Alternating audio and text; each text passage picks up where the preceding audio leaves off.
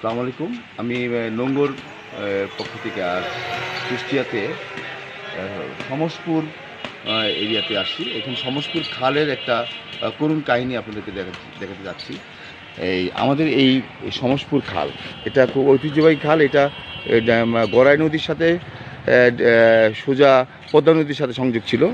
এই খালের অবস্থান এখন জায়গায় জায়গায় এখানে দখলের চিত্র। বিভিন্ন মানুষ এখানে মাছের চাষ করছে ব্লক করে। এই খালের আর অস্তিত্ব নাই। খালে যে প্রবহমান ছিল আজকের থেকে 30-40 বছর আগে এই খাল দিয়ে বড় বড় নৌকা, পালতোলা নৌকা চলাচল করতো। এখন এটা দখলের রাজ্যে জর্জরিত।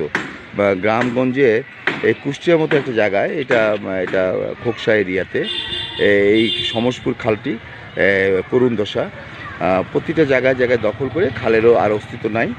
এটা আজকে 40-45 বছর আগে এই জায়গা দিয়ে নৌকা চলতো ডিরেক্ট গড়াই নদী থেকে পদ্মা নদীর সাথে সংযোগ ছিল। খালের এই করুণ কাহিনী ধীরে ধীরে খালের অস্তিত্ব বিলীন হয়ে দখল রাজ্যে জর্জরিত হয়ে আছে। কর্তৃপক্ষের দৃষ্টি আকর্ষণ করছি, জরুরি ভিত্তিতে এই ব্যাপারগুলি, খালগুলি পুনরুদ্ধার করে একটি প্রবহমান খাল আমরা দেখতে চাই।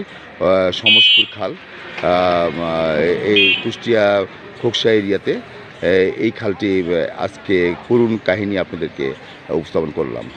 ধন্যবাদ। জায়গা জায়গায় দখল, জায়গা জায়গা দখল। আমাদের এই বাংলাদেশে বেশিরভাগ খালের গ্রামে গঞ্জের যে ভিতরে যে খালগুলি আছে, সেই খালগুলির এই একই রূপ দেখা যায়।